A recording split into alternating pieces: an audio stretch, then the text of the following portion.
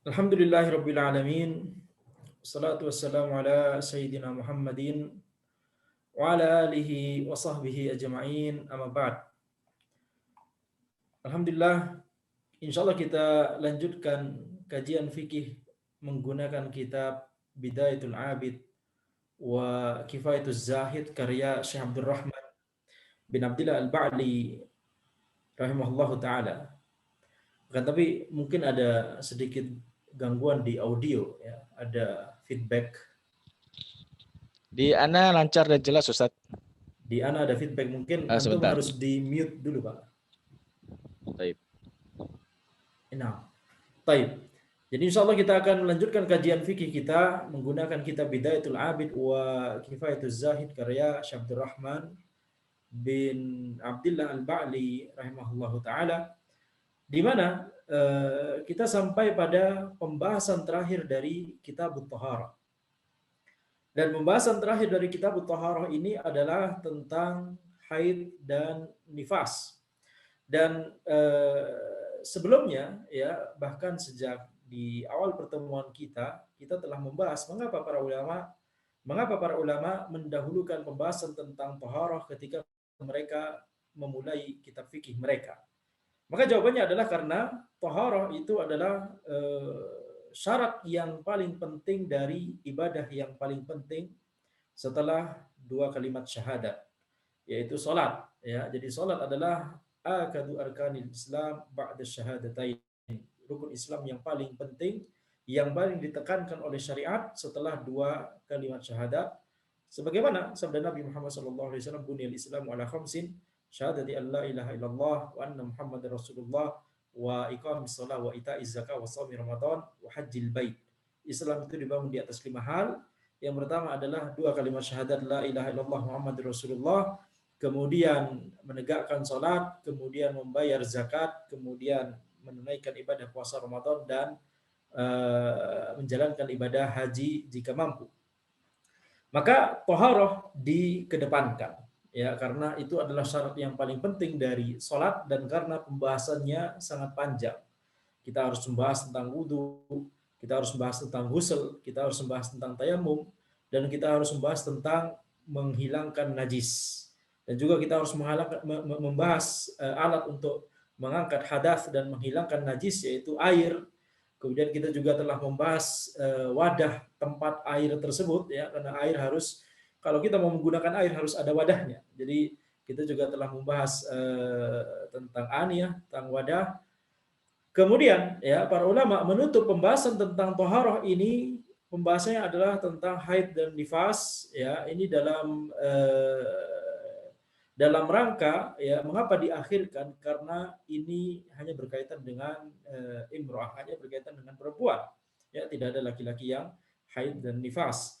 Maka itu mengapa ini diakhirkan, dan juga karena ini juga adalah salah satu bab yang disebutkan oleh para ulama banyak iskaliyah, banyak masalah yang susah dan ittirab, masalah yang selain mempelajari ya teorinya susah, menerapkan teori-teorinya di kondisi nyata itu juga susah ya, insyaallah. Tetapi insyaallah kita meminta pertolongan kepada Allah Subhanahu wa taala untuk dibukakan pintu ilmu terhadap bab ini sehingga kita bisa memahaminya. Baik.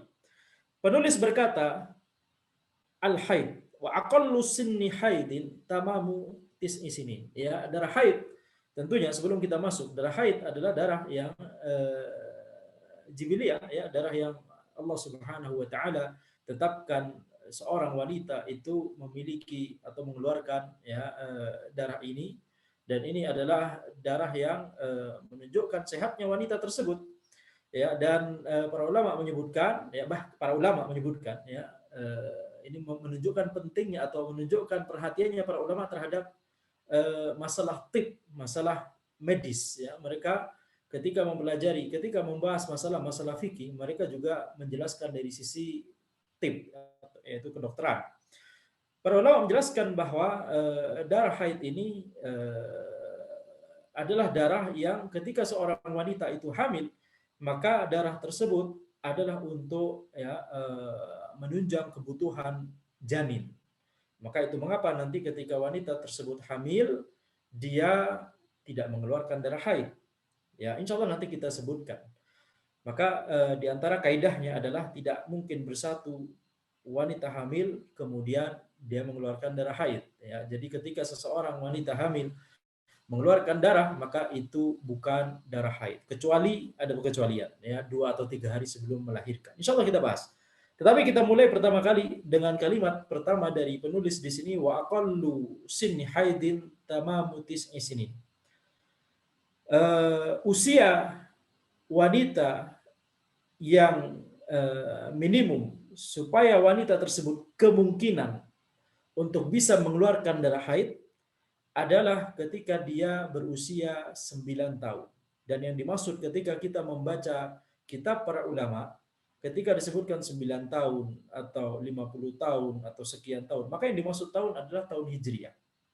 Jadi kalau kita sebutkan 9 tahun, maka 9 tahun Hijriah. Berarti kalau kita konversikan ke penanggalan Masehi, ya, maka tentunya lebih muda dari 9 tahun, ya, karena 9 tahun Hijriah itu berarti ya 8 tahun sekian untuk kalau di penanggalan Masehi. Maka di sini penulis menyebutkan usia paling minimum bagi seorang wanita untuk memiliki kemungkinan mengeluarkan darah haid adalah usia 9 tahun Hijriah. Kalau dia mengeluarkan darah sebelum lengkap usianya 9 tahun Hijriah, maka darah yang keluar ya darinya itu adalah disebut damu fasad, ya. Dam fasad, yakni bukan darah haid. Bukan darah haid. Dia tidak boleh tidak sholat. Dia tetap harus sholat. Dia tetap harus puasa. Kalau kebetulan itu puasa Ramadan, ya, kalau kebetulan itu adalah bulan Ramadan, dia harus tetap puasa. Akan tetapi, ya, dia harus membersihkan darah yang keluar tersebut, kemudian menahannya dengan sesuatu yang bisa membuat darah tersebut tidak keluar, begitu ya, atau berceceran, begitu ya. Tentunya, alhamdulillah di zaman ini banyak sekali ya kita memiliki teknologi ya untuk menahan darah tersebut keluar, ya. Nah, para akhwat mengetahui gitu ya. Jadi ketika darah keluar padahal usia wanita tersebut belum 9 tahun Hijriah, maka darah tersebut adalah darah fasad, ya.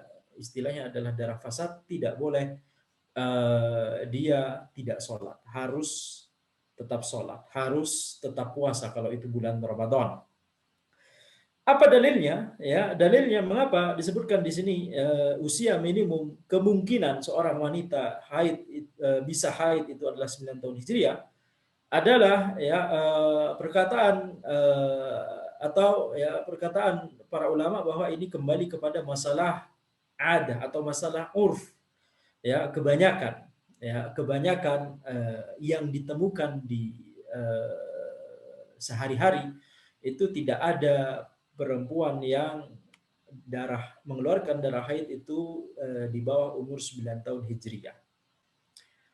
Kemudian penulis berkata, ya, tapi sebelum lanjut kita ingin menekankan bahwa ini kemungkinan saja, karena bisa jadi seorang perempuan ya baru mengeluarkan darah haid ketika dia berumur 10 tahun Hijriah, 11 tahun Hijriah, 12 tahun Hijriah, atau bahkan ya 35 tahun Hijriah dan seterusnya. Ya, jadi ini hanya kemungkinan dia bisa mengeluarkan darah haid. Jadi dari angka 9 tahun Hijriah kita hanya bisa dengan tegas mengatakan bahwa kalau dia keluar darah sebelum umur 9 tahun Hijriah, khalas, itu bukan darah haid. Kemudian wa aktsaruhu khamsuna sana, ya, usia maksimal kemungkinan dia bisa mengeluarkan darah haid adalah ketika 50 tahun Hijriah.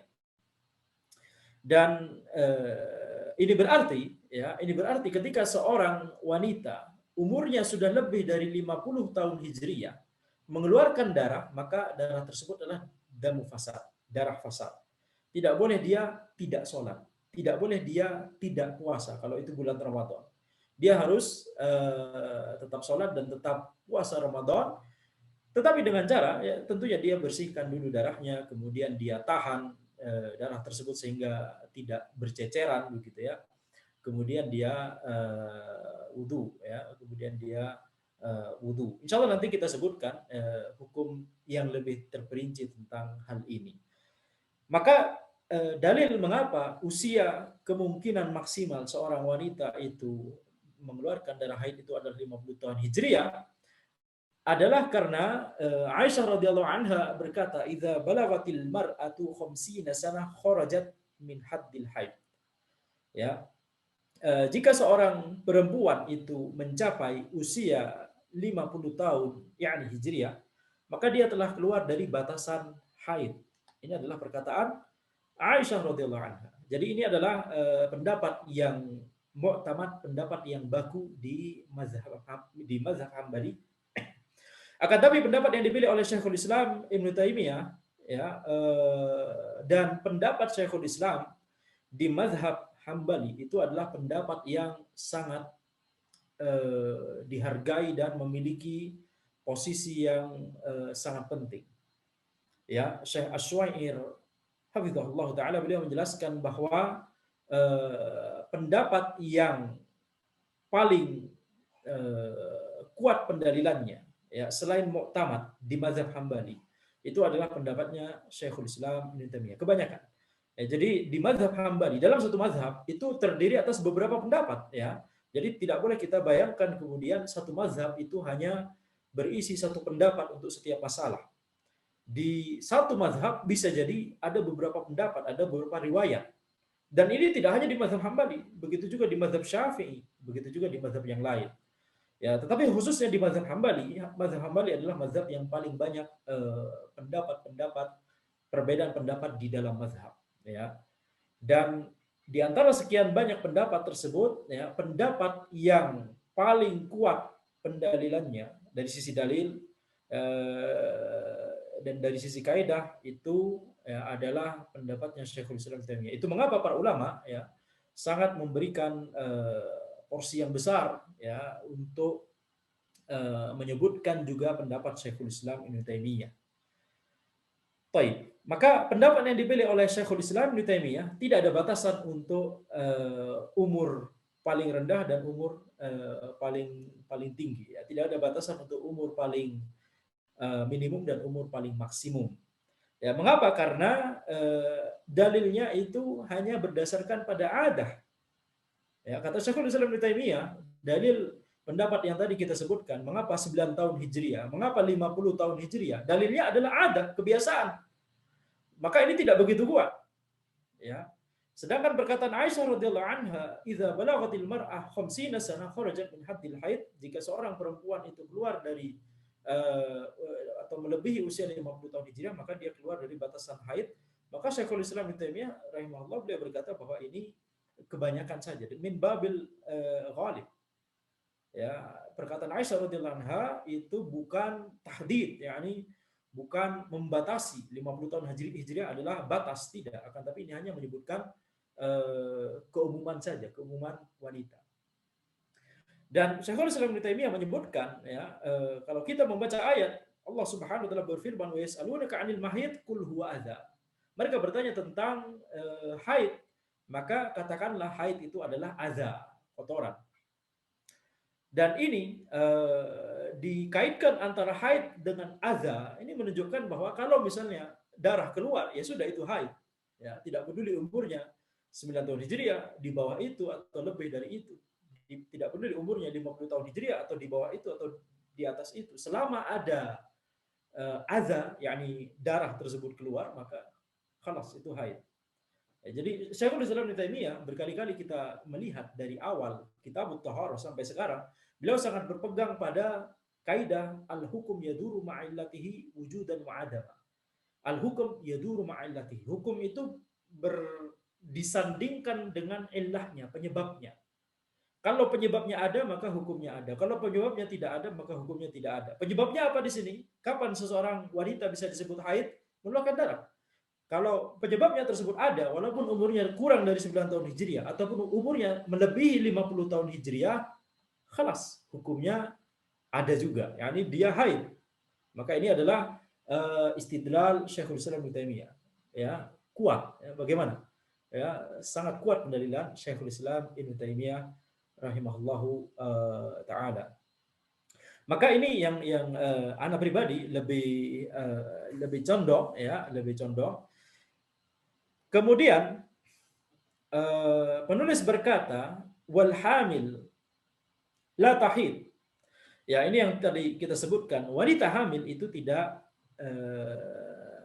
haid. Ya, ini kaidahnya.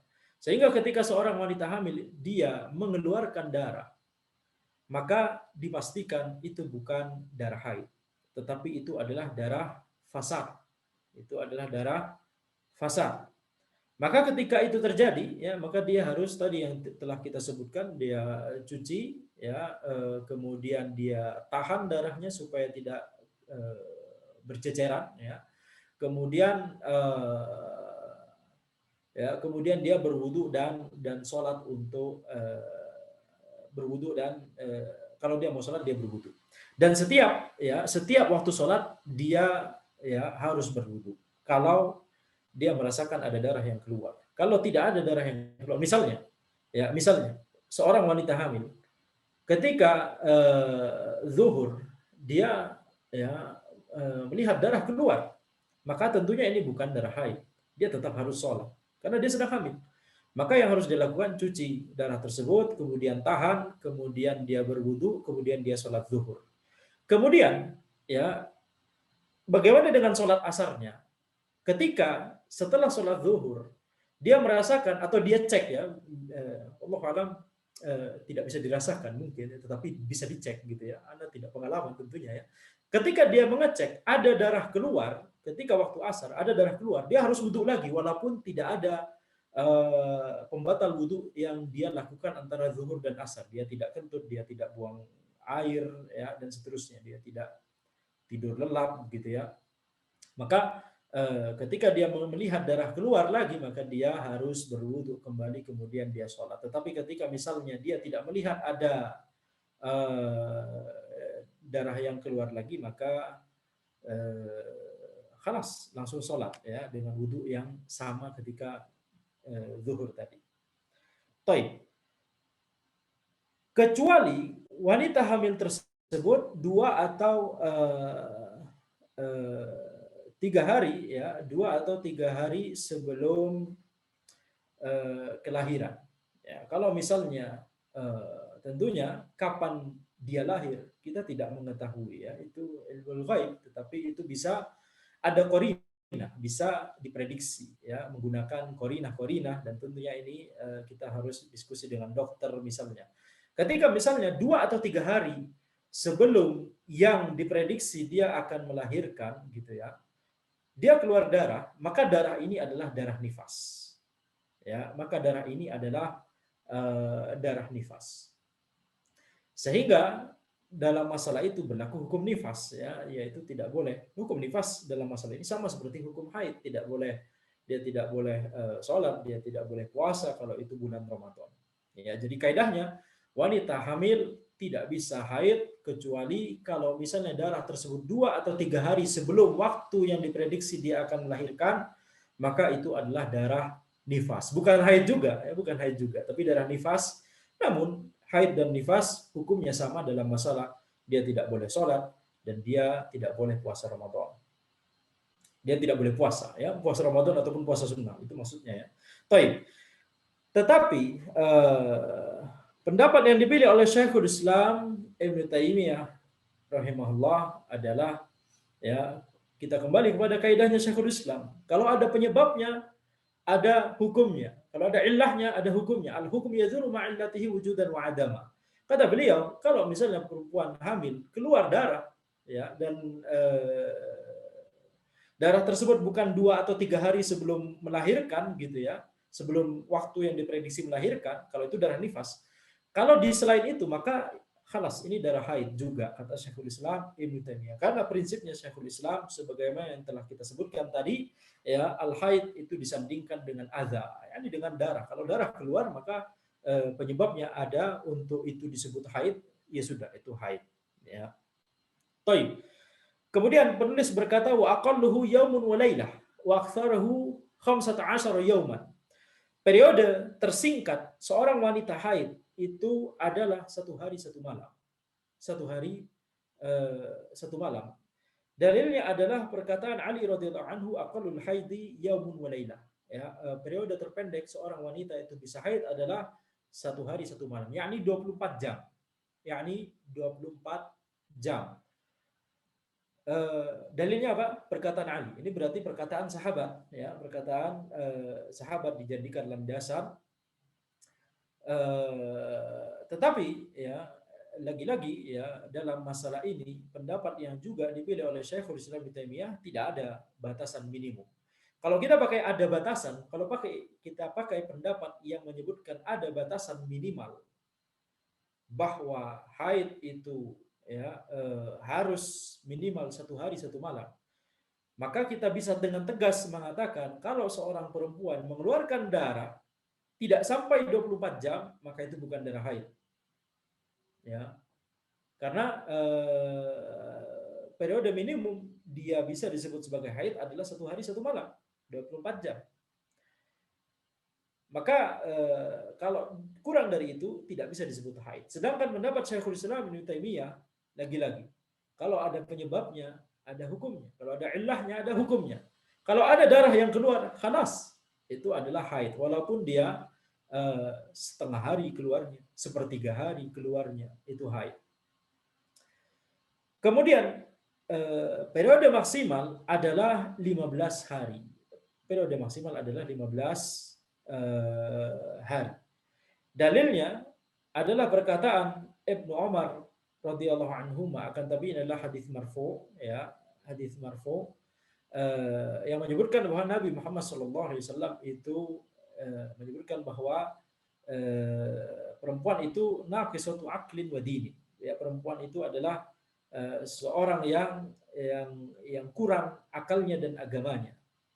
Maka ketika ditanya apa yang dimaksud dengan kurang agamanya, yakni ya, ketika dia haid maka dia tidak sholat. Ya, tamkusu ihdahunna syatra umriha la tusalli. Ya, jadi salah seorang di antara mereka, yakni perempuan, mereka tidak kalau keluar haid, ya, kalau keluar darah haid maka dia duduk, yakni tidak sholat selama setengah umurnya.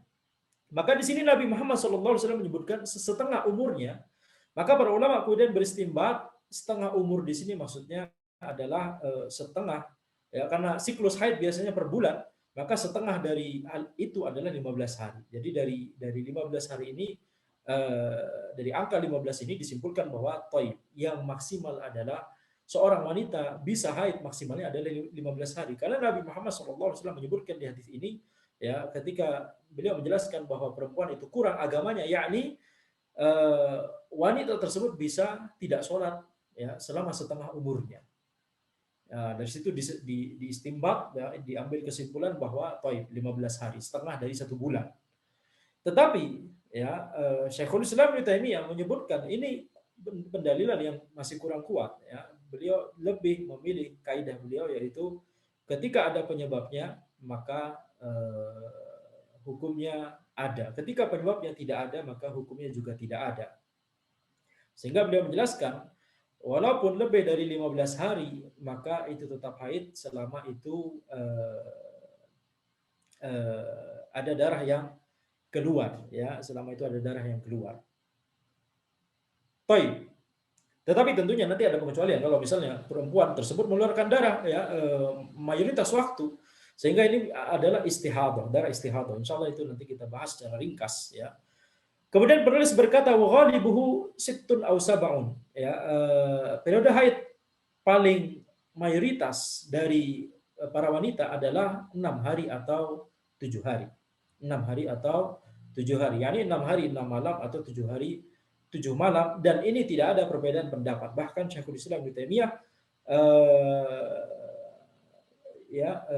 tidak memilih pendapat, tidak ada pendapat yang berbeda dari beliau, ya, dan juga ini ijma', ya, ini ijma', ya, para ulama 6 atau 7 hari itu adalah periode haid yang paling umum, ya.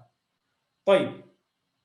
Maka dalilnya adalah hadis Hamnah bintu Jahsyin, ya. Intinya adalah Nabi Muhammad SAW memerintahkan dia untuk, ya, 6 hari atau 7 hari itu ya dihitung itu sebagai, dianggap itu sebagai haid. Jadi Nabi Muhammad SAW menyebutkan 6 atau 7 hari di sini, menyebutkan bahwa menunjukkan bahwa itu adalah kondisi mayoritas haid. Ya, Hamnah binti Jahsyin waktu itu sedang istihadah. Ya, taib. Maka Ibnu Taimiyah rahimahullah, kalau kita ringkas, ya, kalau kita ringkas, beliau setiap ada, ya, al-aqall wal aktsar, beliau tidak memilih pendapat tersebut. Ya, ketika kita katakan usia paling minimum seorang wanita bisa haid 9 tahun Hijriah. Paling minimum, paling maksimum 50 tahun. Haid periode minimumnya 1 hari 1 malam. Periode maksimumnya 15 hari. Maka Ibnu Taimiyah selalu, ya, memilih pendapat yang tidak memperhitungkan minimum dan maksimum di sini. Ya, itu kaidahnya Syekhul Islam Ibnu Taimiyah. Tetapi kalau berbicara periode haid rata-rata, ya, rata-rata bukan minimum, bukan maksimum, tapi periode haid rata-rata, yaitu 6 hari atau 7 hari, maka Syekhul Islam Ibnu Taimiyah juga berpendapat dengan pendapat tersebut. Penulis kemudian berkata, wa aqallu tuhri bainal haidatain 13 yauman wa ghalibuhu baqiyatus syahr. Ya, periode suci yang paling minimum antara 2 haid adalah 13 hari. Ya, dan periode suci yang paling mayoritas, yakni periode suci yang rata-rata yang dialami oleh para wanita itu adalah baqiyatus syahr, yakni sisa hari dalam sebulan tersebut. Kalau kita ingat tadi, ya, periode haid rata-rata atau periode haid dari mayoritas para wanita 6 atau 7 hari, maka sisanya, ya, 24 atau 23 hari. Maka ini adalah periode suci rata-rata. Periode haid rata-rata 6 atau 7 hari, periode suci rata-rata 24 atau 23 hari. Ya, sedangkan periode paling minimum dari periode suci antara 2 haid, ya, periode suci antara 2 haid minimumnya adalah 13 hari.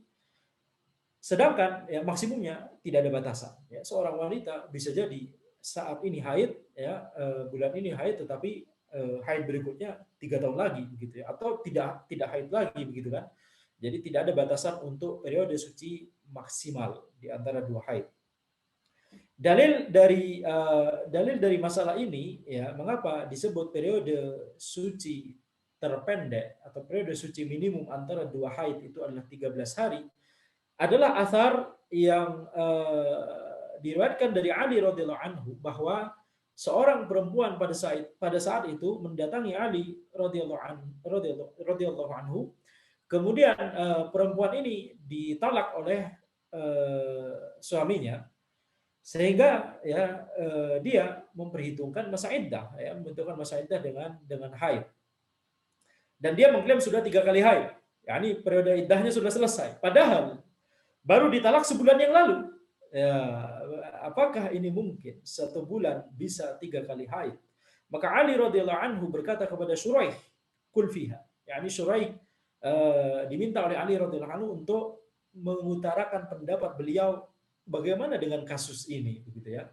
Jadi lihat, Ali radhiyallahu anhu sebagai khalifah. Ini zahirnya Ali ketika sudah khalifah, ya, beliau tidak hanya khalifah, akan tapi juga ulama, ya. Ini mengapa periode saat itu, ya, Khulafaur Rasyidin adalah periode emas, ya, tentunya setelah zaman nubuwah, maka zaman Khulafaur Rasyidin adalah generasi terbaik. Mengapa? Karena diantaranya adalah khalifahnya juga merupakan ulama, ya. Jadi masya Allah. Maka Ali radhiyallahu anhu berkata kepada Syuraih, katakan pendapatmu dalam masalah ini. Maka Syuraih, ya, berkata kalau misalnya dia bisa mendatangkan saksi dari keluarganya, yang maksudnya bahwa itu memang sudah terjadi, bisa terjadi di keluarganya yang lain, bahwa 3 kali haid dalam 1 bulan, maka maka dia benar, perempuan tersebut itu benar. Kalau tidak maka dia dusta. Maka intinya adalah ya perkataan perempuan tersebut diterima dan kasusnya adalah ya semuanya minimal. Jadi periode haid minimal tadi kita sebutkan 1 hari 1 malam. Maka kasus yang terjadi pada perempuan ini ya kalau kita asumsikan ini dari awal bulan ya 1 hari pertama dia haid cuma 1 hari 1 malam. Kemudian 13 hari berikutnya dia suci. 13 hari adalah periode suci terpendek antara 2 haid. Jadi ambil paling minimum. 1 hari, kemudian 13 hari. Sudah berapa hari? 14 hari. Sudah 14 hari total. Kemudian hari ke-15 dia haid lagi, tapi cuma 1 hari 1 malam. Ya, berarti sudah berapa hari totalnya? 1 tambah 13 tambah 1, ya, 15 hari. Kemudian ya dia suci lagi 13 hari, berarti sudah 28 hari. Kemudian dia haid lagi 1 hari 1 malam, berarti 29 hari. Bisa mungkin 1 bulan 3 kali haid. Ya, ini dalil yang dipakai oleh para ulama di mazhab Hambali dalam masalah ini. Ya, periode suci minimum antara 2 haid itu 13 hari. Kalau di Syafi'iyah 15 hari.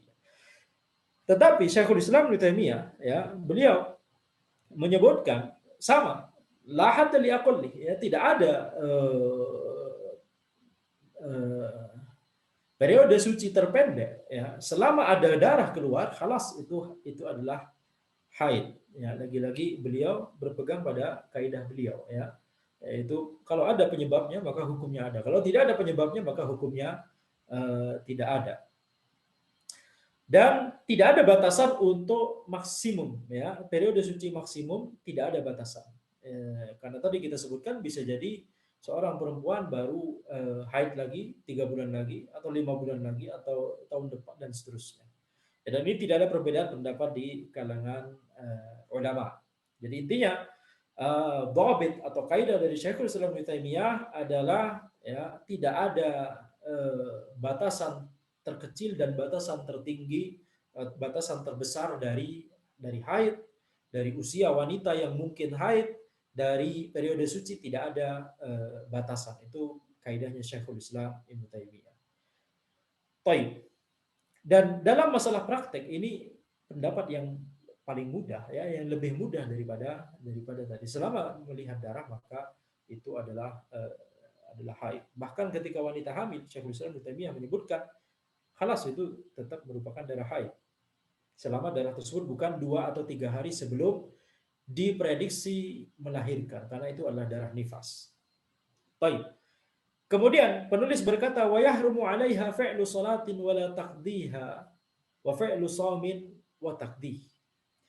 Haram bagi wanita haid untuk melakukan sholat, menegakkan sholat. Ya. Tidak boleh bagi dia untuk sholat.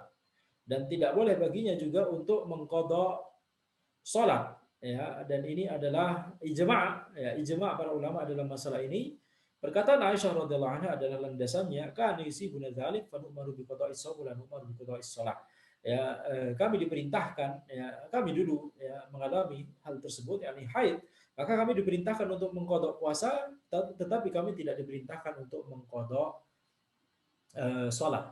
Maka dari sini kita simpulkan bahwa ketika seorang wanita itu haid ya dia tidak boleh sholat dan bahkan kewajiban sholatnya gugur. Kewajiban sholatnya gugur. Yakni dia tidak boleh sholat dan tidak boleh mengkodok juga. Karena kewajibannya gugur. Tetapi kalau puasa, dia tidak boleh melaksanakan puasa, tetapi kewajiban puasa tidak gugur. Yakni dia harus mengkodok puasanya tersebut.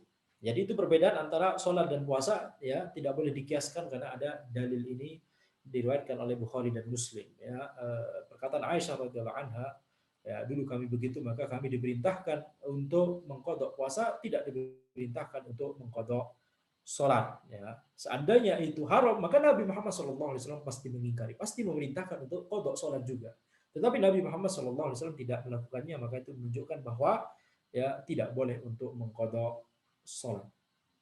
Baik.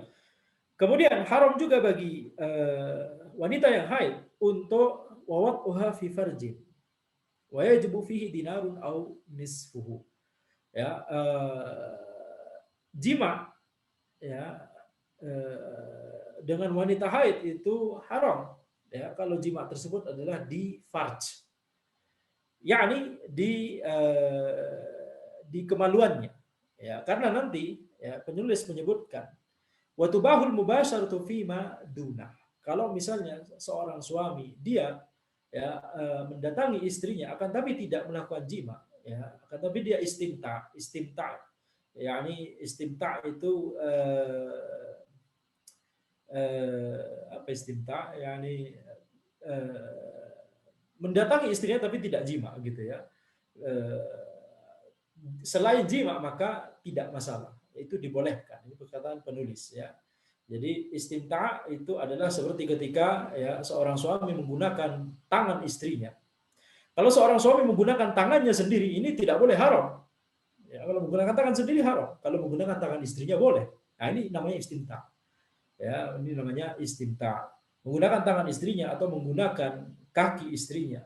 Selama itu bukan menggunakan farj istrinya, itu yang namanya jima, maka itu boleh. Ya, tetapi kalau menggunakan farj istrinya, yakni jima, maka haram dan harus bayar kafar. Kafarahnya adalah 1 dinar atau setengahnya. Ya, dalilnya adalah perkataan Ibnu Abbas radhiyallahu anhu, ya perkataan Ibnu Abbas radhiyallahu anhu bahwa disuruh ya disuruh memilih ya tasaddaq bidinar atau nisfi dinar, ya bersedekahlah 1 dinar atau setengah dinar. 1 dinar itu sekitar 4,25 gram emas, ya. Jadi lumayan mahal walaupun pakai standar sekarang ya. Jadi itu kafarah, dan walaupun seseorang mampu untuk mengeluarkan kafarah ini, tetapi kita ingatkan itu hukumnya haram, hukumnya haram. Baik. Tetapi ketika darah sudah berhenti, ya darah haid sudah berhenti, tetapi istrinya tersebut belum mandi, maka hukumnya haram untuk berjima dengan istrinya tersebut, tetapi tanpa kafarah. Ya, tetapi tanpa kafarah. Yani darah sudah berhenti tapi belum mandi, tetapi ya suaminya sudah mengajak jima di farj, maka ini haram juga, tetapi tidak perlu kafar, tidak wajib kafar. Kalau mau mengeluarkan 1 dinar atau setengah dinar maka hitungannya sedekah, gitu, bukan kafar, tidak wajib kafar. Baik. Maka itu adalah apa-apa yang diharamkan untuk wanita haid, ya.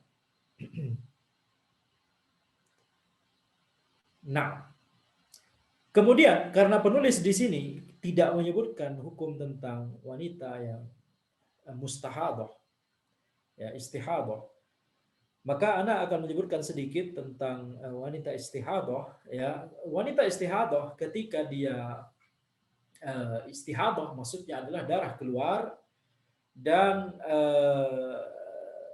itu ya melebihi ya periode haid yang biasanya, atau darah tersebut ya terus menerus keluar dan hanya sedikit saja berhentinya, begitu ya. Itu diantara definisi istihadah.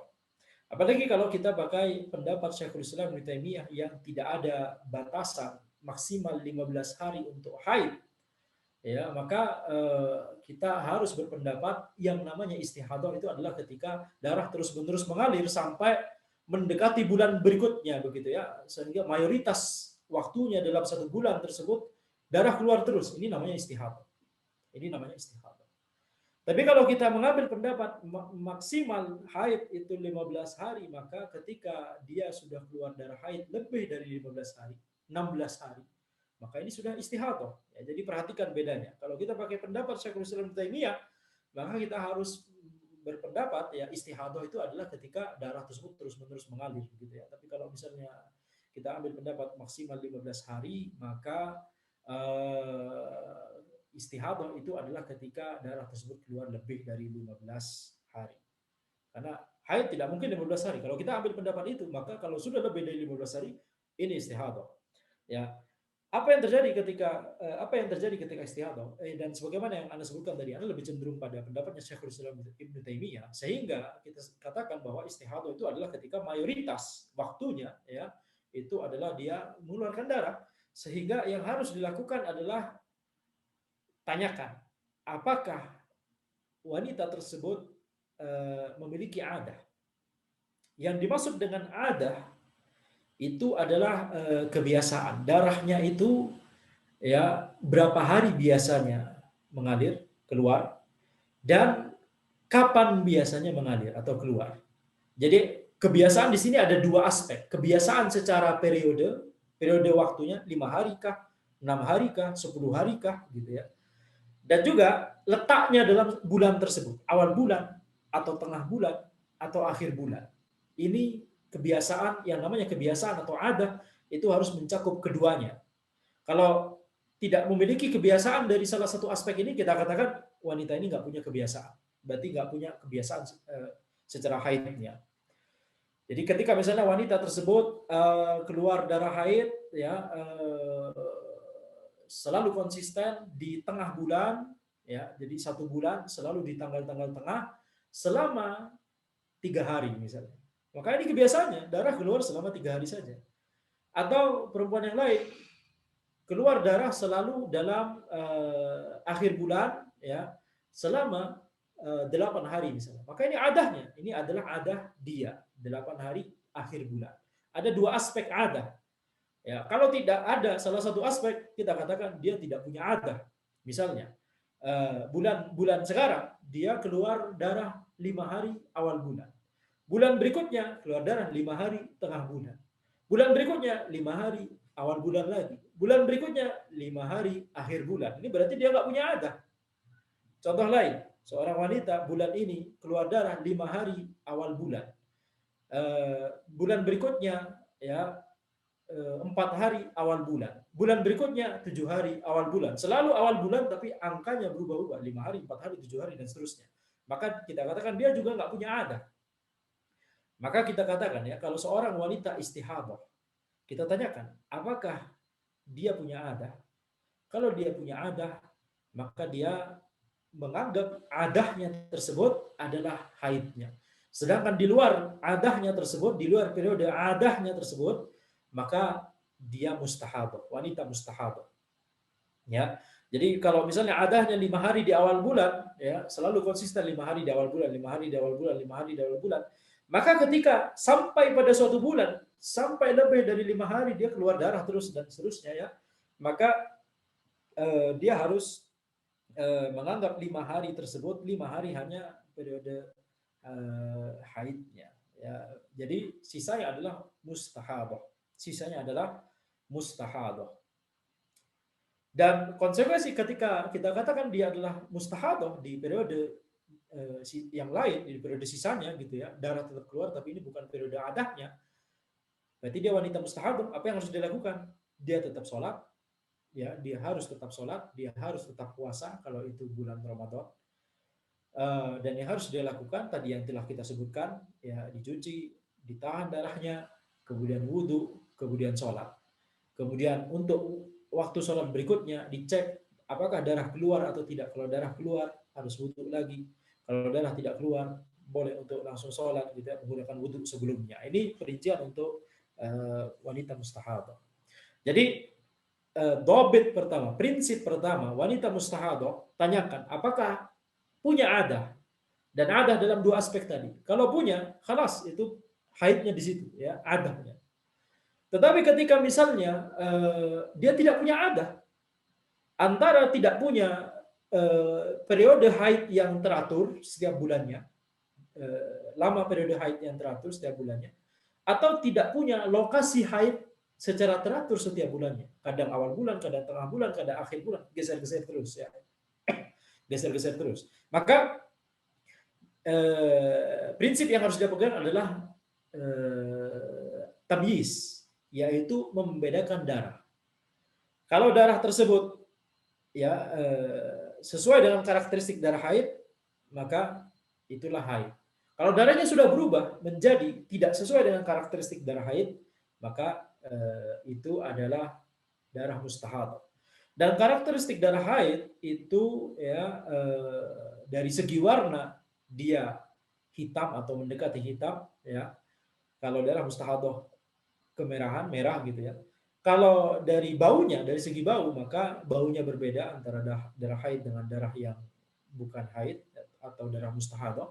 Dari segi kekentalan juga berbeda, ya. Dari segi kekentalan juga berbeda.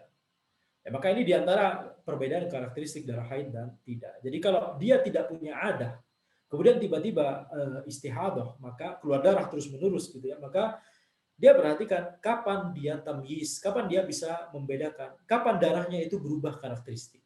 Itu maksudnya. Kapan darahnya berubah karakteristiknya. Baik. Sekarang masalahnya, dia punya adah dan dia punya tamyiz. Dia punya dua-duanya. Dia punya adah, dia punya tamyiz. Tadi kita sebutkan yang didahulukan adalah adah. Itu di mazhab Hambali. Di mazhab Syafi'i yang didahulukan adalah tamyiz. Ya, jadi seorang perempuan dia punya adah selalu 5 hari tengah bulan, 5 hari tengah bulan, 5 hari tengah bulan, 5 hari tengah bulan, tiba-tiba istihadah. Dan ketika istihadah, ya dia juga bisa membedakan darahnya. 5 hari 5 hari adalah periode adahnya gitu ya. Tapi 4 hari dari 5 hari tersebut, 4 hari pertama darahnya hitam atau kehitaman, kemudian besoknya merah gitu ya. Perubahan berarti perubahan karakteristik. Jadi dia punya adah dan juga punya tamyiz. Apa yang harus dilakukan? Mana yang harus dipilih?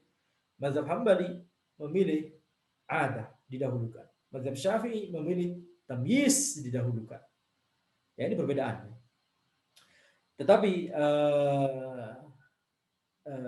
tentunya yang lebih mudah ya, yang lebih dhabit adalah kedua pendapat ini sama-sama kuat ya, sama-sama kuat, dan Ana lebih cenderung kalau misalnya kita tidak bisa memilih pendapat mana yang lebih kuat, maka kembali ke default istilahnya ya, kembali ke pendapat asal di mazhab. Dan karena Ana belajarnya ya, kita belajarnya mazhab Hambali, maka kita kembali kepada mazhab Hambali gitu ya. Baik. Jadi ketika ada adah dan tamyiz, kembali ke adah. Itu pendapat di Hambali. Kemudian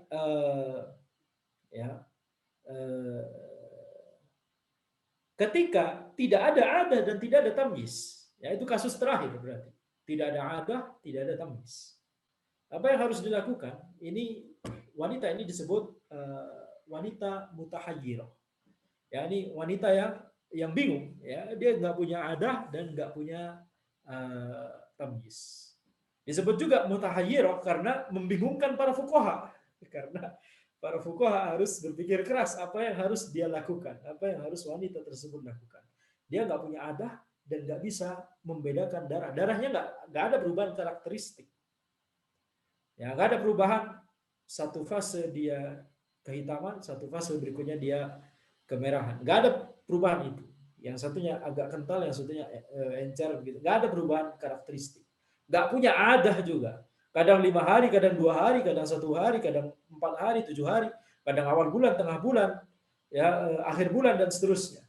Apa yang harus dilakukan bagi wanita ini? Maka dia kembali kepada kondisi wanita di sekitarnya. Wanita di sekitarnya maksudnya ibunya, saudarinya, bibinya, baik bibi dari sisi ayah, bibi dari sisi ibu gitu ya. Ammah, kholah gitu kan. Maka dia lihat ya perempuan-perempuan di keluarganya. Kapan mereka biasanya haid? Ya, awal bulan, tengah bulan, akhir bulan, atau berapa hari begitu ya. Jadi kembali ke kondisi. Kalau tidak ada pendapat yang mayoritas begitu ya. Jadi ibunya berbeda dengan saudarinya berbeda dengan bibinya dan seterusnya, maka kembali ke periode haid rata-rata. Kapan periode haid rata-rata? Berapa periode haid rata-rata? Tadi kita sebutkan 6 hari atau 7 hari. Dan kapan diambilnya? Dari awal bulan Hijriah. Ya, jadi kalau perempuan di sekitarnya, perempuan di keluarganya, yakni perempuan di keluarganya nggak juga kita bisa menemukan pola, ya berapa harinya dan kapannya dalam bulan tersebut, ya dalam tiap bulannya, maka ambil 6 hari atau 7 hari dan mulai dari awal bulan, itulah yang dianggap sebagai haidnya. Karena dia keluar darah terus. Dia gak punya adah, darahnya pun gak bisa dibedakan. Ya, ya sudah. Dari awal bulan, ambil 6 hari atau 7 hari. Pilih yang mana? 6 atau 7? Nah, ini kembalikan lagi ke perempuan di keluarganya. 6 atau 7 yang lebih dekat kira-kira dengan mereka, itulah yang diambil. Baik. Kemudian penulis berkata wan nifas. Kita masuk masalah nifas. Wan nifasul hadda li aqalli. Nifas tidak ada batasan untuk yakni periode minimumnya. Ya. Bahkan seseorang perempuan bisa jadi, ini disebutkan oleh para ulama, bisa jadi tidak mengeluarkan darah nifas sama sekali. Wiladah tanpa darah. Ya. Lahir tanpa darah. Itu disebutkan oleh para ulama. Jadi makanya disebutkan di sini lahad dari akali. Tidak ada batasan untuk minimum kapan periode nifas tersebut. Dan aktsaruhu wa aktsaruhu arba'una yauman. Periode maksimalnya adalah 40 hari. Jadi dari sini kita mendapatkan kesimpulan kalau misalnya perempuan tersebut keluar darah lebih dari 40 hari, maka itu bukan darah nifas. Kecuali kalau itu bertepatan dengan periode dia haid. Maka bisa jadi itu nyambung dengan haid, begitu ya. Tetapi di sini ada periode maksimum untuk nifas yaitu 40 hari. Dalilnya adalah hadis Ummu Salamah, ya, kanatin nufasa ala ahdi Rasulullah sallallahu alaihi wasallam taq'udu ba'da nifasiha 40 yawman. Perempuan yang nifas di zaman Nabi Muhammad sallallahu alaihi wasallam, mereka duduk, yakni tidak sholat. Ya, karena nifas itu selama 40 hari. Dan sebagaimana yang bisa antum prediksi, pendapat Syekhul Islam Ibnu Taimiyah adalah tidak ada batasan untuk nifas, karena lagi-lagi al-hukum yaduru ma'illatihi. Hukum itu bergantung dengan illahnya. Kalau darah tetap keluar walaupun lebih dari 40 hari, khalas itu nifas, ya. Kecuali kalau itu bertepatan dengan haid, maka itu haid. Secara hukum ya nggak ada bedanya. Secara hukum, secara umum nggak ada bedanya. Ya, sama-sama nggak boleh sholat, sama-sama nggak boleh puasa, gitu ya. Walaupun ada sedikit perbedaan dalam masalah hukum, yaitu masalah misalnya adalah masalah iddah, ya, tolak dan seterusnya. Itu tidak kita bahas sekarang. Baik.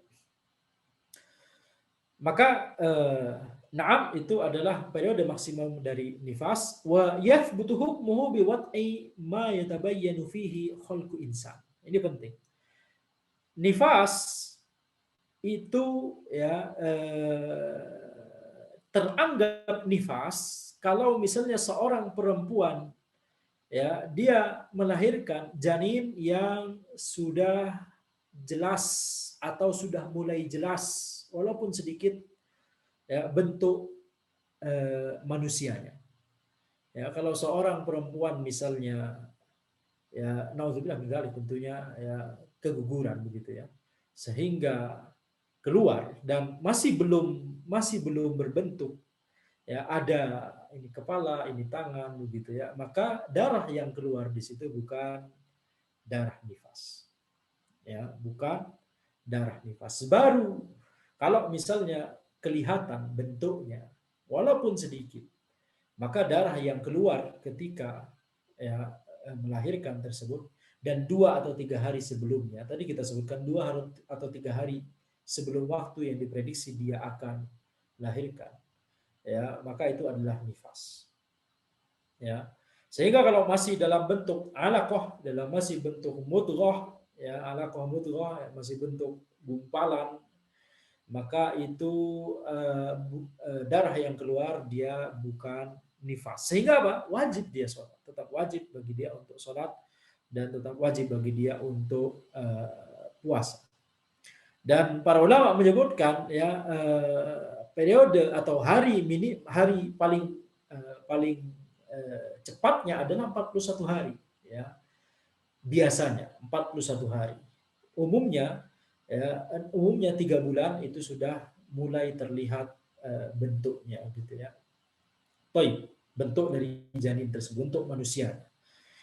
Baik, wan naqa'u zamanuhu tuhrun wa yukrahu al-wad'u fihi. Ya. Penulis menyebutkan bahwa kalau misalnya seorang perempuan darah nifasnya sudah berhenti sebelum 40 hari, maka itu sudah terhitung suci.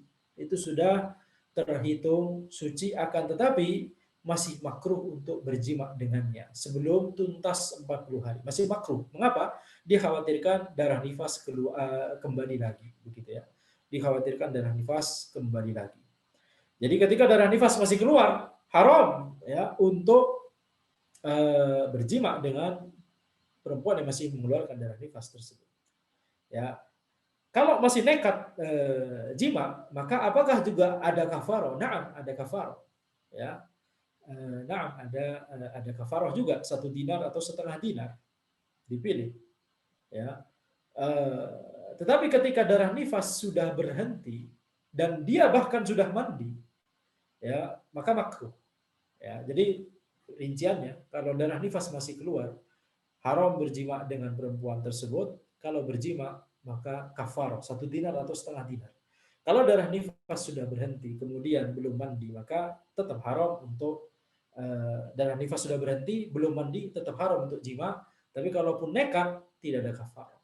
Dia darah nifas sudah berhenti dan sudah mandi, tetapi belum 40 hari, ya maka makruh jima karena dikhawatirkan darah nifas balik lagi. Tetapi kalau sudah lewat dari 40 hari maka tidak makruh lagi. Nah, kemudian penulis berkata wahwa, ya ini kalimat terakhir dalam bab ini, wahwa kahaidin fi ahkamihi ghairu iddatin wa bulugh. Nifas itu sama hukumnya dengan haid kecuali masalah iddah dan masalah bulu. Ya, sama hukumnya dalam hal ya yang dihalalkan bagi seorang suami untuk istrinya yang sedang haid, dia dihalalkan untuk istinta selain farj, ya. Dihalalkan bagi suaminya untuk istinta dengan istrinya tersebut di selain farj, dengan tangan istrinya, dengan kaki istrinya, dengan yang lainnya, begitu ya. Selama tidak dengan farj. Maka kalau haid begitu, nifas juga begitu, sama, dibolehkan. Kemudian juga ya haid dan nifas hukumnya sama dalam masalah yang diharamkan.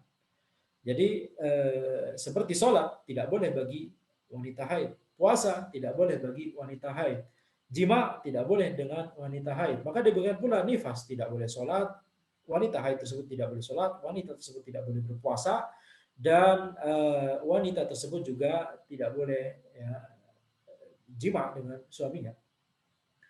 Kemudian juga sama hukumnya haid dan nifas dalam masalah yang diwajibkan. Ya, diwajibkan bagi wanita haid setelah selesai haidnya maka wajib bagi dia untuk mandi. Demikian pula nifas, ya, wanita nifas ya wajib bagi dia untuk mandi. Dan juga wajib bagi suaminya kalau dia nekat untuk berjima dengan wanita haid, dengan istrinya yang haid dan istrinya yang nifas, wajib bagi suaminya untuk bayar kafarah sama 1 dinar atau setengah dinar.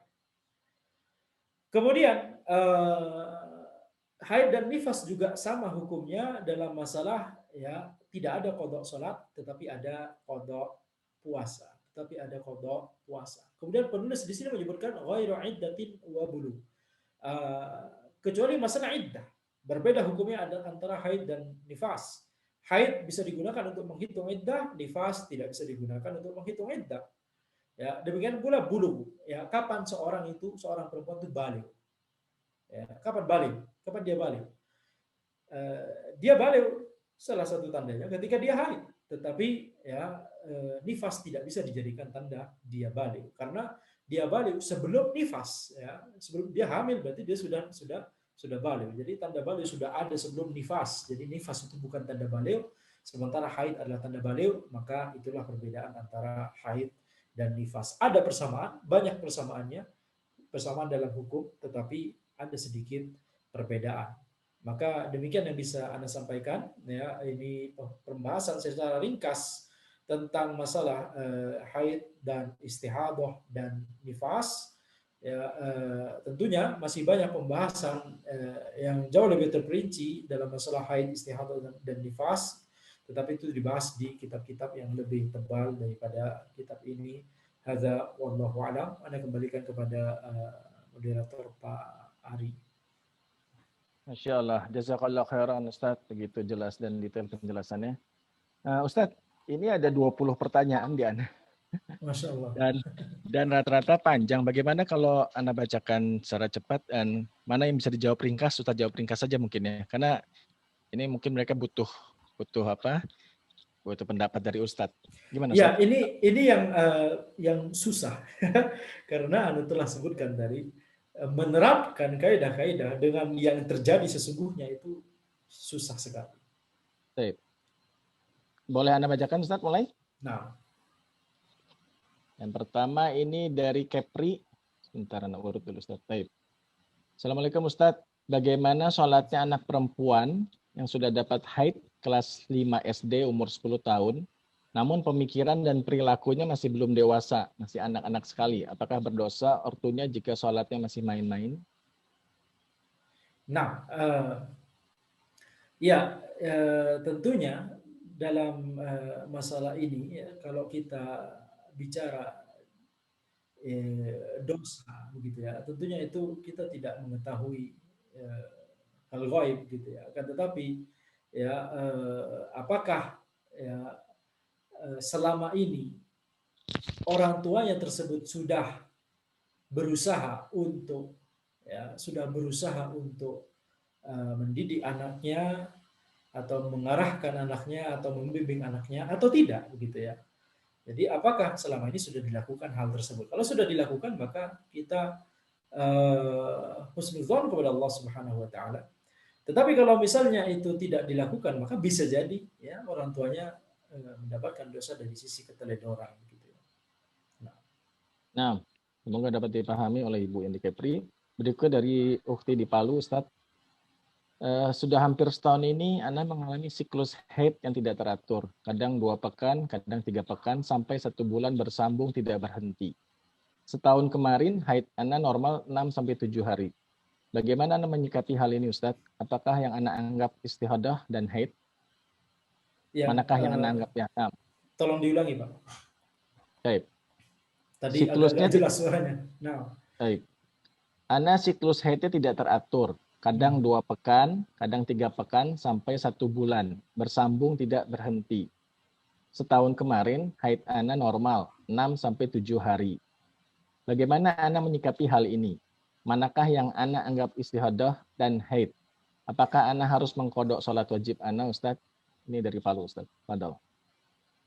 ya insya Allah kalau sudah di periode akhir-akhir ini sudah mulai teratur maka ya itulah haidnya berarti. Dan yang harus kita pahami adalah bisa jadi haid kita itu berubah-ubah. Awalnya tidak teratur, kemudian teratur. Awalnya tidak punya adah, kemudian tiba-tiba ada adah. Maka dalam masalah ini tawakal kepada Allah Subhanahu wa taala. Di sebelumnya memang itu yang ketika 1 bulan nggak berhenti-berhenti, itu berarti tempat istihadah di situ, ya itu istihadah di situ. Ya, jadi ketika misalnya kita meninggalkan sholat padahal itu eh, kita bisa lihat itu adalah istihadah maka tentunya harus apa namanya kalau misalnya ya ada sholat yang ditinggalkan ya karena mengira itu haid maka kita harus mengkodok ya. Tapi kalau misalnya seperti tadi kalau misalnya 2 minggu 3 minggu ya ini mungkin masih memang haidnya seperti itu. Tapi kalau sudah 1 bulan begitu ya itu ini dipastikan istihadah. Jadi kalau misalnya kita mengira itu haid sehingga kita tidak sholat padahal dan kita tentunya tidak mengkodok sholatnya padahal itu istihadah sehingga harusnya kita sholat maka ini harus dikodok gitu ya sholatnya. Nah, dikira-kira saja. Baik, jazakallah khairan, Ustadz. Ini seorang bidan di Depok, Ustadz. Bagaimana bila wanita yang mengalami flek di luar dari siklus haid, apakah tetap wajib sholat dengan mandi suci terlebih dahulu, atau cukup membersihkan saja lalu berwudu, Ustadz? Ya, yang ini harus ya di berapa lama keluarnya ya flek tersebut. Kalau misalnya cuma keluar sebentar maka ya itu bukan haid. Apalagi kita sebutkan tadi ya walaupun kita pakai pendapat Syekhul Islam Ibnu Taimiyah maka tetap harus ada sedikit periode. Gitu. Kalau cuma sedikit darah keluar maka itu teranggap damu fasad, teranggap damu fasad. Nah, Ustaz, Nah, jazakallah khairan. Kemudian ini ukhti dari Pare-Pare, Ustaz. Ustaz, Ana didiagnosa PCOS oleh dokter, sehingga Ana jarang haid dan tidak teratur. Terkadang Ana keluar bercak hingga sampai 2 minggu baru lancar haidnya. Terkadang juga langsung haid tanpa bercak terlebih dahulu. Namun terkadang hanya keluar bercak darah tanpa haid juga selanjutnya. Ana biasa meyakini bahwa itu termasuk darah haid dan terkadang juga tidak. Pertanyaan Ana, bagaimana hukumnya jika bercak darah itu terus-menerus keluar sehingga 15 hari dan baru haidnya baru lancar setelahnya? Apakah bisa sholat? Padahal di sisi lain, kita harus sholat setelah lebih dari 15 hari. Bahkan Ana juga melayani suami ketika bercak itu keluar karena kurang yakinnya Ana dengan darah tersebut. Mohon pencerahannya, Ustaz. ya, ini tanya ke ustadz terdekat atau ustazah terdekat. Ini harus hati-hati, ya, harus hati-hati dalam menjawabnya. Anda tidak bisa menjawab hanya dengan teks seperti ini. Konsultasi dengan ustazah berarti ya, mungkin lebih Nah, enaknya ustazah nah. terdekat. Baik, Ukti Pare-Pare, semoga bisa menerima jawaban Ustaz. Kemudian ini ada beberapa pertanyaan yang gabung, Ustaz. Pertanyaannya, apakah hukum wanita haid itu untuk membaca Quran ataupun dia duduk di majelis kajian? Karena banyak teman-teman Ana yang tidak mau baca Quran dengan alasan haid, Ustaz. Ya,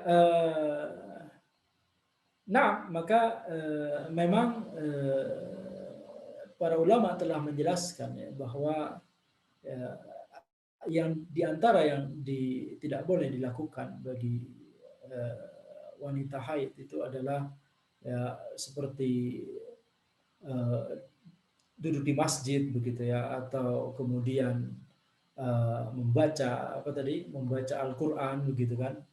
Maka eh, memang ada khilaf, tetapi lebih amannya adalah kita tidak melakukannya. Itu yang lebih aman menurut anak dalam rangka khilaf. Ya. Baik, jazakallah khairan, Ustaz. Ini dari Depok. Ustadz, bila berhentinya haid di waktu antara zuhur menjelang asar, haruskah mengkodo zuhur sebelum salat asar? Ya, ini juga khilaf di kalangan ulama. Ana lebih cenderung pada kodok. Itu dianggap satu waktu. Ya. Nah, berikutnya Ustadz dari Padang.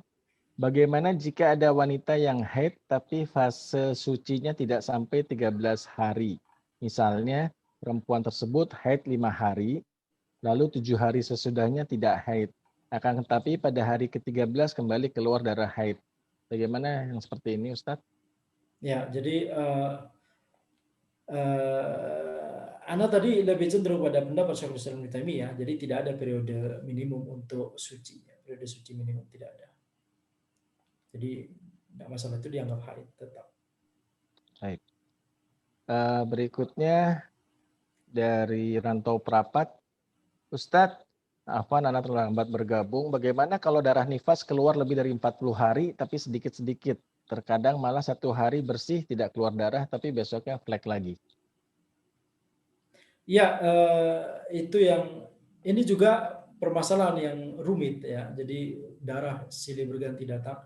Eh, Anda tidak bisa menjawabnya dengan sangat terperinci begitu ya. Tetapi makanya tadi kita sebutkan ya, tadi makruh bagi suaminya untuk berjima dengannya.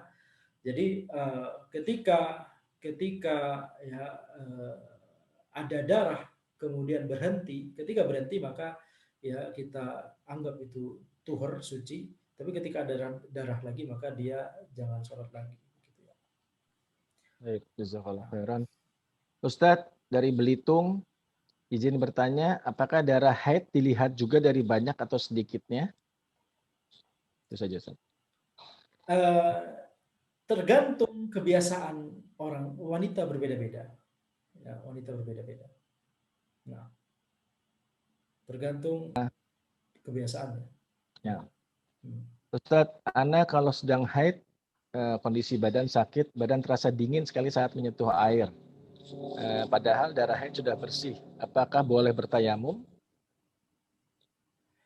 Nah, di antara penyebab bolehnya kita untuk bertayamum adalah khauful marad, ya, khawatir itu akan membuat kita sakit. Tapi kalau misalnya kita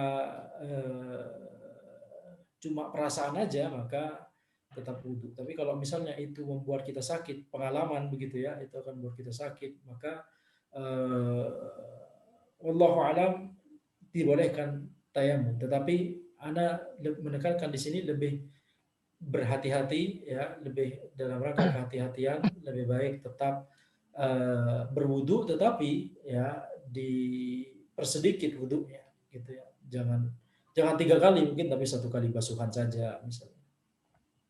Nah, Nah, Ustadz, jazakallah khairan. Ini agak, Ustadz, kalau sebelum hijrah dulu sering sekali berhubungan saat haid. Gimana ya Ustadz? Karena dulu awal-awal nikah suami nggak mau ada libur. Apakah perlu dihitung dan dibayarkan dendanya? Tapi uangnya belum ada Ustadz. Apakah taubat saja boleh? ya tentunya kalau misalnya belum mampu maka ya maka eh, ya semoga tidak masalah, tetapi itu harus diingat-ingat ya. Nanti kalau sudah agak ada kemampuan maka ditunaikan kafarahnya. Nah, Dan dikira-kira berapa harus eh, kafarahnya, berapa hari atau berapa kali gitu. Nah, bisa 1 kilogram emas. Nah, satu dinar. nah, baik. Kemudian ini ada lagi Ustadz. Setahu saya ada hadis yang menyatakan bahwa tanda bersih haid adalah apabila keluar cairan bening. Tapi apabila saat buang air kecil dan istinja, dilihat ada cairan kuning coklatan. Apakah ini tanda haidnya belum selesai? Ya, ini diantara hal yang anti harus diskusikan dengan ustazah terdekat. Hmm. Nah, Anak, anak khawatir salah. nah, Anda bacakan saja Ustadz, karena ini banyak sekali, Anda tidak sempat filter sedikit Ustadz, nggak apa-apa ya. Nah, Baik. Kemudian dari Bogor, Ustadz, jika sedang keputihan yang terkena celana, apakah harus dilepas atau tetap boleh mempergunakan celana tersebut? iya, anak ragu-ragu. Lebih baik ya, lebih baik dalam rangka kehati-hatian adalah di di yakni dibersihkan celana tersebut dari hal tersebut dengan cara dibasahi dengan air kemudian diperas gitu ya. Sedikit saja di tempat. Nah, Taib Ustadz, ini ada pertanyaan peserta kajian yang cukup setia dari Prabu Mulih, Aki Hikam dari Teknik Material 2018. Bismillah, barakallahu fiik Ustadz. Berapa tahun yang lalu Ibu Ana mengalami nifas saat bulan Ramadan. Full 1 bulan Ramadan. Kemudian bertanya kepada seorang Ustadz mengenai apakah harus kodok puasa Ramadan tersebut. Kemudian Ustadz tersebut menjawab tidak perlu, cukup bayar fidyah saja dengan alasan karena Ibu Ana nanti akan lanjut menyusui. Apakah yang seperti ini diperbolehkan atau tetap harus mengkodok? Apakah boleh mengkodok puasa Ramadan setelah lewat Ramadan tahun berikutnya? ya jadi dalam masalah ini para ulama banyak berbeda pendapat ya. Jadi kalau misalnya seorang wanita itu hamil kemudian atau menyusui begitu ya. Eh, kemudian dia bertepatan dengan bulan Ramadan. Kasusnya begitu ya. Ini harus pelan-pelan karena ada beberapa hukum yang harus dipikirkan dalam satu waktu. Jadi ketika dia nifas, maka tidak boleh puasa Ramadan. Tetapi apakah harus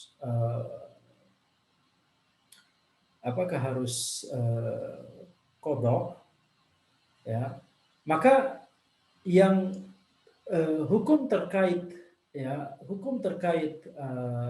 apa tadi fidyah kemudian kodok itu kalau dia bertepatan dengan bulan Ramadan kemudian dia harus puasa asalnya dia harus puasa gitu ya. Jadi misalnya perempuan wanita hamil harusnya puasa, tetapi dia sedang hamil. Dia dikhawatirkan kalau puasa dia akan sakit, atau dia khawatir dengan janinnya, atau dia khawatir dengan kedua-duanya. Harusnya dia puasa, tetapi kalau ada kekhawatiran, maka kita masuk pada pembahasan apakah ini boleh nggak puasa. Kalau nggak puasa, apakah nanti kodok atau fidyah dan seterusnya. Ya, demikian pula ibu menyusui, seorang wanita menyusui. Harusnya ketika dia bulan Ramadan, dia sedang menyusui. Harusnya dia puasa. Tetapi kalau ada kekhawatiran, entah kekhawatiran itu dengan dirinya sendiri, atau kekhawatiran dengan bayinya yang dia susui, atau kekhawatiran dengan kedua-duanya, ya, maka baru kita masuk pada khilaf ulama dalam masalah kalau dia nggak puasa, apakah dia harus qadha atau fidyah dan seterusnya. Tapi kalau seorang perempuan itu nifas dalam kondisi bulan Ramadan, ya, nifas dalam kondisi bulan Ramadan, maka dia memang tidak berpuasa pada bulan Ramadan tersebut, ya, sehingga dia harus qadha. Nah, sehingga dia harus qadha di bulan berikutnya. Nah, tapi ketika dia mau qadha di bulan berikutnya, masuklah pada pembahasan ya wanita menyusui.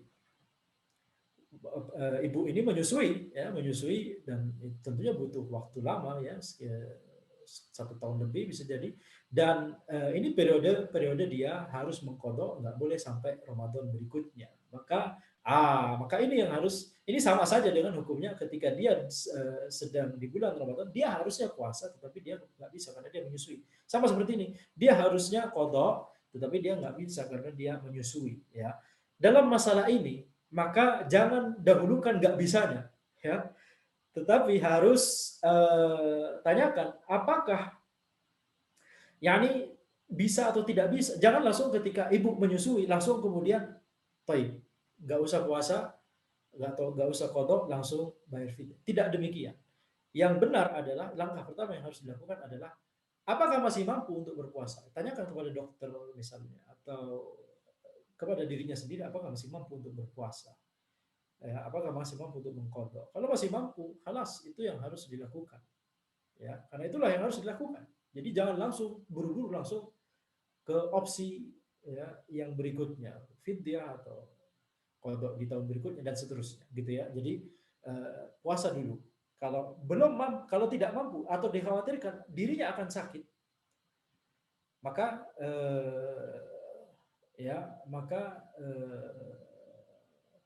dalam masalah ini kita baru berbicara tentang fidyah, dan di situ dalam masalah itu banyak pendapat para ulama, dan yang disebutkan Ustadz tersebut memang ada pendapat tersebut. Nah, Baik, jazakallah khairan Ustaz. Kelihatannya pertanyaannya sudah habis, tapi ini ada satu mungkin yang tadi terlewat. Apakah boleh wanita haid di dalam masjid Ustaz mendengarkan kajian yang tadi? nah, jadi